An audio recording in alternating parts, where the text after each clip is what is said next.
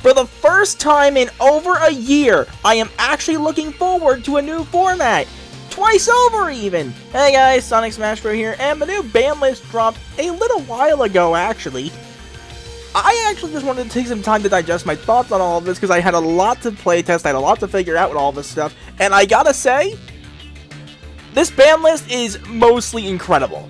There are a couple of mistakes worth pointing out, but I do think for the most part, this ban list is amazing. This ban list is actually amazing.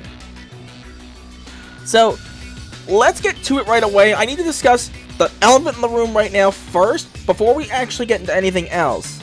I need to discuss the skill rebalance. I will talk about speed in a moment, but I want to get Rush out of the way first, since that's the sub-focus of the video. So, Chivalrous Celerity. If you know, you just know. This skill caused Gaia to be actually tier -1. Every single deck in the top 100 was using this skill. Gaia Materium was basically the biggest offense. Here, Gaia Hero was another big offense. So, Konami took it upon themselves to make sure the only variant of Gaia that still exists is Pure Gaia, and even then the skill is still drastically nerfed compared to what it used to be.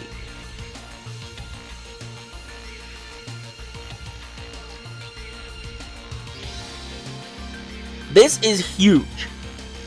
This skill nerf is so huge. This takes all the Materian stuff out, that takes the hero stuff out. This means that fricking the attack boost is so much weaker, down to the point where not only does Conqueror of Champions have a lower direct attack lethal range, but also this thing cannot run over Dragius fusions in any way. So no Dragius Star, Miragius Star is, you know, able to be run over by Gaia stuff anymore. This is really huge.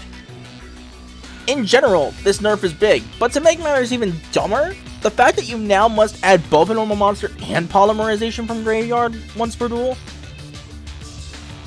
means you have to hard draw the polymerization before the search/recovery can even activate. I'm pretty sure. We don't know just yet for certain, but this is huge. Gaia is officially gone from tier -1, basically, to outright unplayable, and that single-handedly saves the Rush Duel format. But the other top tier of the format isn't safe either. Dragius Star Nova did take a small hit, as the Dragon used to be the only search that was once per duel. Now, Fusion is also once per duel, so we have to alter things a little bit, but it's still going to be really strong. It's still probably going to be, like, maybe the best deck of the format. Omega Psychics. People are saying that this skill's a nerf. I mean, Konami says this skill's a nerf, because now it's shuffling from hand to deck rather than sending one from hand to graveyard. But in actuality, this is a trade-off. The thing is, yeah, you can no longer mill Candy or something like that, but let's be real here.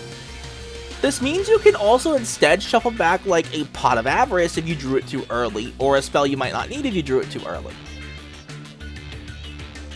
So, if anything, considering how many spells we do run in Omega Psychics, this is actually an interesting trade-off rather than an actual nerf. It's neither a buff nor a nerf, it's a quality of life trade-off. So, I think Omega Psychics are still going to be fine. Dragius Star Nova took a little bit of a hit, which, you know, it kind of needed to, but it wasn't the nerf I was thinking it would take. Even then, I still am glad that that's being addressed somehow. It feels like with Rush, and with Speed as well, as we'll see in a little bit, it's under completely new management, because, good lord, the last few months of Duel Links have been actual hell. But I'll get back to the skill rebalance stuff in a moment, because I want to talk about the actual card bans here, and also just hits in general. We have another FTK completely gone. We have two of them gone, in fact, which is the Summoner of Illusions Tindangle FTK and the Dark Eradicated Warlock Buster Blader FTK. Now, I'm going to actually defend Lyrilusks here, even though I do think they needed to get hit again. I think they actually got wronged here in one way in particular. Limiting both Summoner of Illusions and Independent Nightingale to 1 was not the way to stop this FTK from happening. I think they should have just banned Summoner of Illusions and left Independent Nightingale alone. because there are a couple of builds that do seriously run the Independent Nightingale. I mean, the build I might eventually put together won't, but hey, it's there for the memes. Now I can't even do that, and Lyrilists now no longer have a complete extra deck again. So that kind of sucks for them, and Independent Nightingale was also a super poly target to deal with them in case, you know, some decks just didn't have a way to run them over otherwise, and now they can't do that either. So I think in that sense, Lyrilists did get wronged here. I think it should have been Cobalt Sparrow to 1 and banning Summoner of Illusions altogether, just to make sure the FTK never gets to exist again. I just hope that next time we actually see a ban on Summoner of Illusions and Independent Nightingale come off the list. I just don't think it needed to be here. That's one small mistake, but we'll get to the bigger ones in a little bit. Predaplant Dragostapelia to 1, however, is a huge loss, because this means they can no longer have their boss monster and the unrespondable Predaplant Drosophilum Hydra. This means your build is now heavily dependent on the coin toss. If you go first and you're playing Hydra, you're not going to have much of an end board. If you go second and you're playing Dragostapelia, it's going to be a lot harder to board break stuff now, which is so good. This is so important at maintaining what made freaking dealing with Predaplants more manageable before they had, you know, the freaking unrespondable counter. Unrespondable interactions being taken away from us is a good thing. I'm actually okay with, for example, the unrespondable Trishula Zero being taken away from Fleur builds.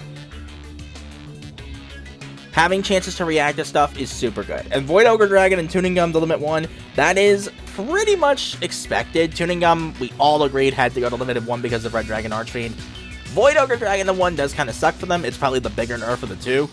But honestly, it's not that bad, and these are the only 2 hits they got. Red Dragon Archfiend is still going to be really strong going into the next ban list and into the next format. Now, Salamangreat Great Recurrence is huge because this means they now have 4 cards Limited 1. Gazelle, Foul, Roar, and now this. So, their grind game is going to be severely weakened. They now have to run, like, Fury of Fire, or maybe, I don't know what else they'd run. But, man, like, this is going to be huge for Salamangreat. I mean, obviously they're going to take the Gazelle, because, you know, Gazelle's Gazelle, but... Now, Infernity Launcher, I'm a little bit scared of being at Limit 2, but considering it is an Infernity card, Void Ogre Dragon, and they wanted to, you know, let you play that with the Infernity stuff, I can see where Launcher to 2 makes sense, but I don't know. They'd probably have to put Infernity Archfiend 2 with it to compensate. I don't know. Maybe not even, because Infernity's just not that good anymore. It's so inconsistent.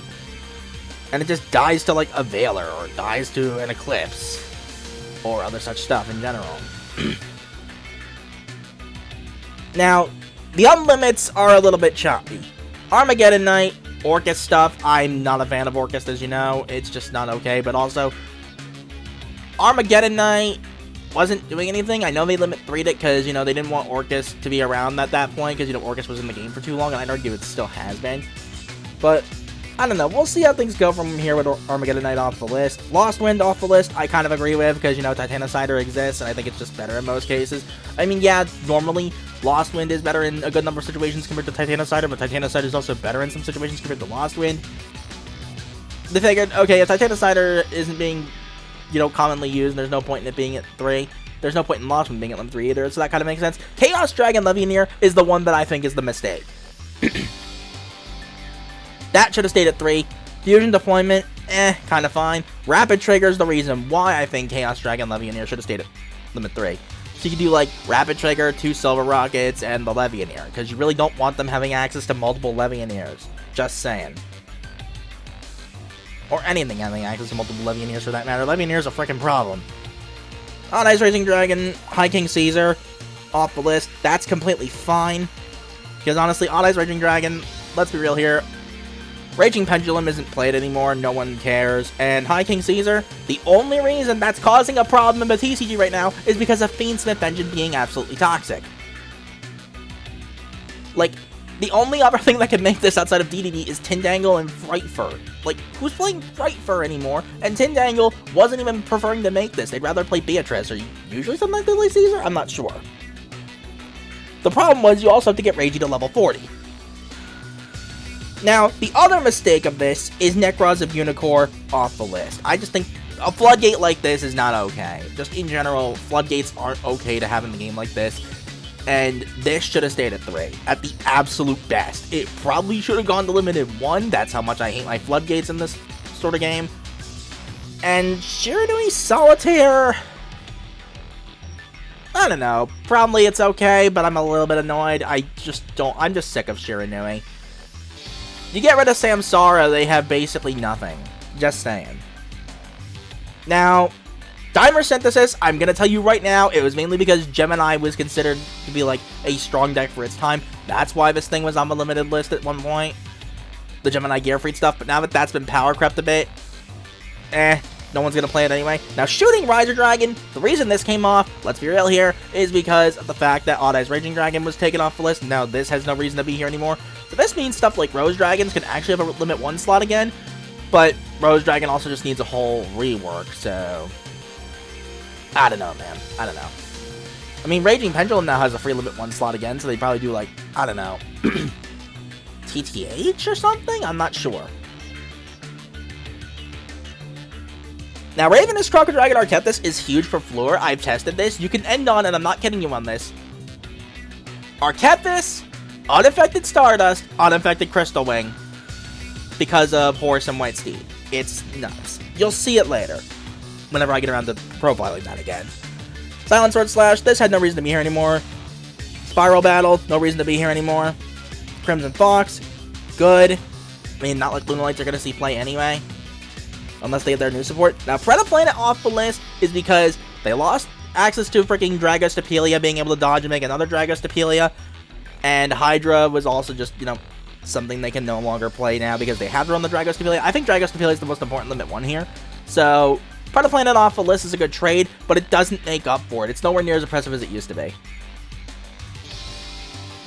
Nothing for Rush, but honestly, the scale rebalances were more than that, were more than enough. Bird Humming purely got nerfed to take Kinkabio off the list, and Time Thief Crossbeat was freaking just allowed to run goddamn Nibiru and IDP. Pain.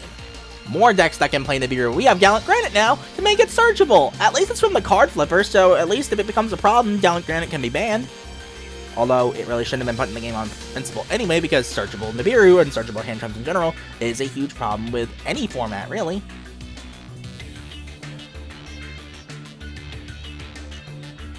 So, this ban list cooked really freaking well, and Red Dragon Archfiend is still going to be really strong.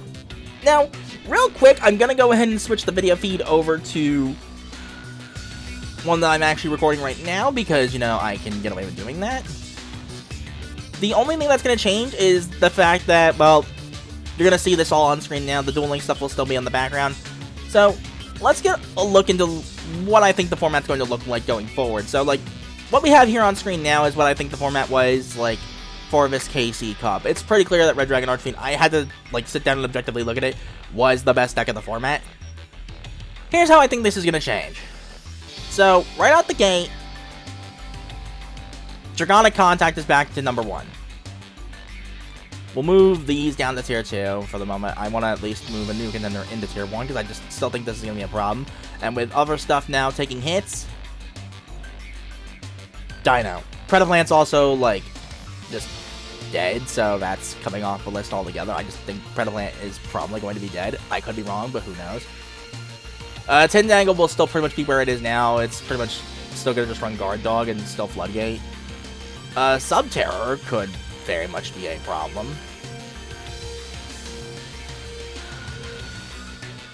Salamangreat, I'm a little bit unsure of. Most of Rogue is pretty much unordered. The only one I think is, like, potentially able to creep into a potential tier 3 might be Sangron. I think Sangron is very slept on right now. Now that a lot of the best decks in the format have been taking hits. Yeah, I'm low-key might move Synchron up to tier 3, I'm not sure. Like, Synchron is actually going to do pretty alright now, I think. With the nerfs to stuff like, you know, Salad, freaking Burlesque is still going to be a bad matchup. That matchup still blows. We still run Eclipse because of the birds. Untargetable Nightingale says hi.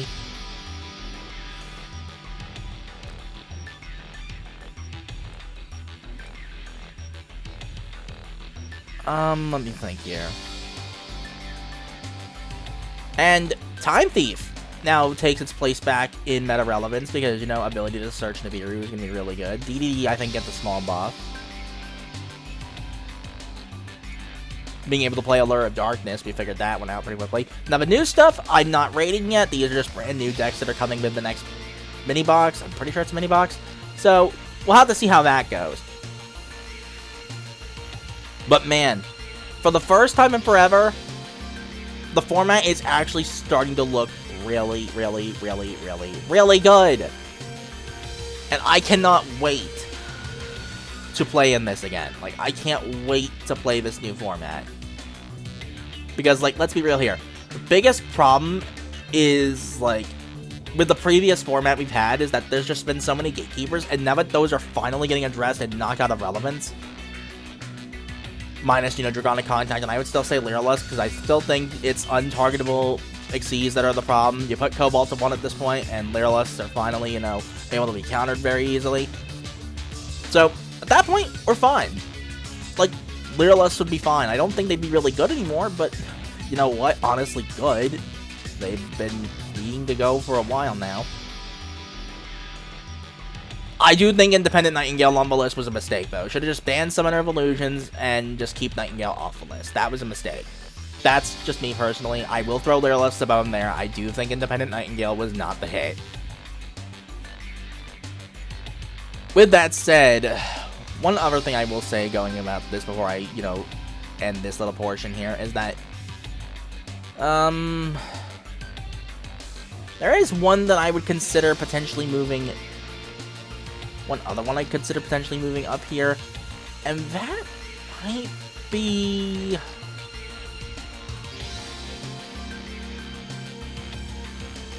DDD, I'm not so sure. Star Seraph, maybe? Again, not so sure. Like, these are just kind of like the not so sures. These are a rogue at best. Maybe Time Thief has some potential to be like here.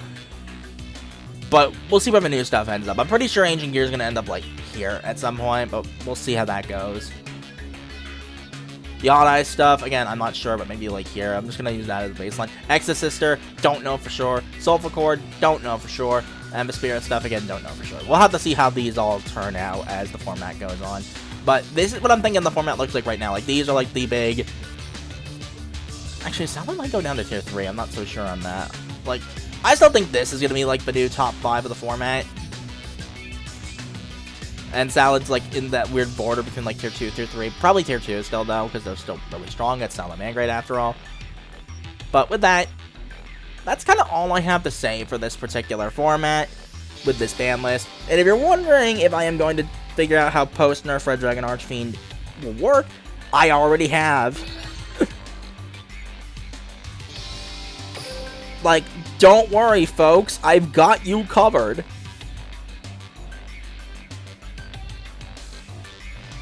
Easy.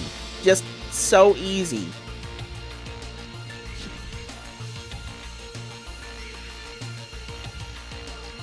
Now, as for Floor, I will show this real quick before we wrap this video up. If you want to see a sneak preview of the deck list that makes this build possible, let me go ahead and just take out the Chevalier, because unfortunately we no longer have room for Chevalier, because everything else is just way too good. So, here's how this would look.